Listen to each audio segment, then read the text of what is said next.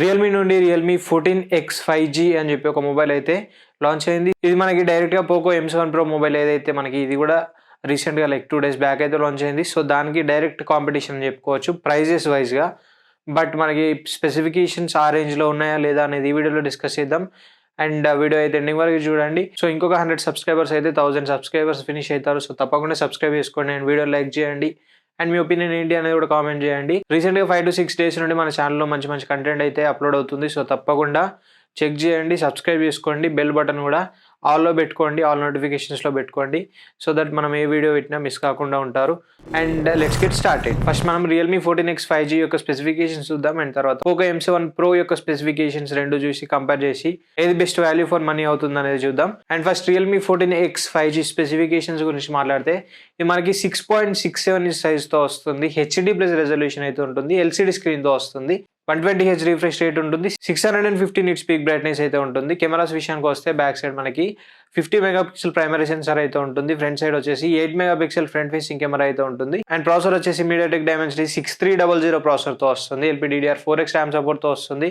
UFS 2.2 storage support తో వస్తుంది. Battery వచ్చేసి 6000 mAh బ్యాటరీ అయితే ఉంటుంది. 45 వాట్ ఫాస్ట్ ఛార్జింగ్ సపోర్ట్ తో అయితే మనకి వస్తుంది. Out of the box Android 14 తో వస్తుంది. 2 years వరకు OS అప్డేట్స్ ప్రొవైడ్ చేస్తామని చెప్తున్నారు.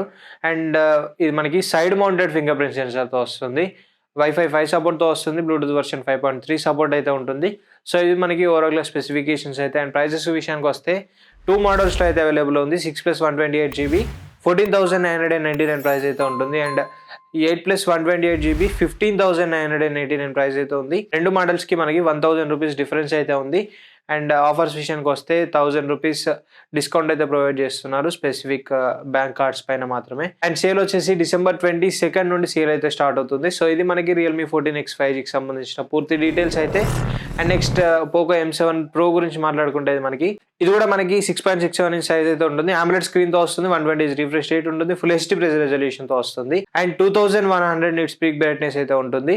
50 మెగాపిక్సెల్ ప్రైమరీ సెన్సార్ తో వస్తుంది.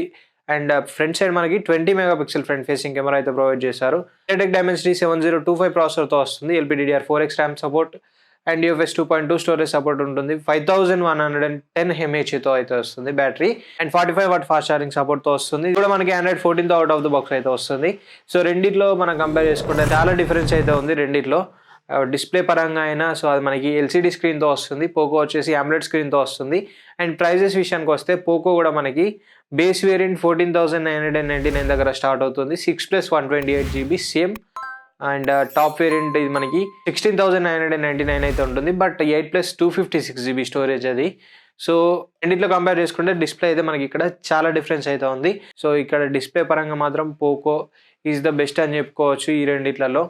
అండ్ కెమెరాస్ విషయంలో కూడా కెమెరాస్ మనం యూజ్ చేయకుండా అయితే కామెంట్ చేయలేం. సో బట్ ఫ్రంట్ కెమెరా విషయానికి వస్తే మనకి రియల్మీలో 8 మెగాపిక్సెల్ ప్రొవైడ్ చేశారు. అదే మనకి పోకోలో 20 మెగాపిక్సెల్ అయితే ప్రొవైడ్ చేశారు. సో ఇది మనకి కొంచెం బెటర్ పర్ఫార్మెన్స్ చేసే ఛాన్స్ అయితే ఉంది. అండ్ ప్రాసెసర్ విషయానికి వచ్చినా కూడా రియల్మీలో Dimensity 6300 ప్రాసెసర్ని యూజ్ చేశారు. పోకోలో Dimensity 7025 ప్రాసెసర్ని యూజ్ చేశారు. సో ఇక్కడ మనకి 7025 ప్రాసెసర్ ఏదైతే పోకోలో ఉందో అది మనకి powerful processor compared to 6300. And battery విషయానికి వస్తే బ్యాటరీలో మనకి రియల్మీ కొంచెం హయ్యర్ సైడ్లో అయితే ఉంటుంది. ఇది మనకి 6000 mAh తో వస్తుంది. అది మనకి 5110 mAh తో అయితే వస్తుంది.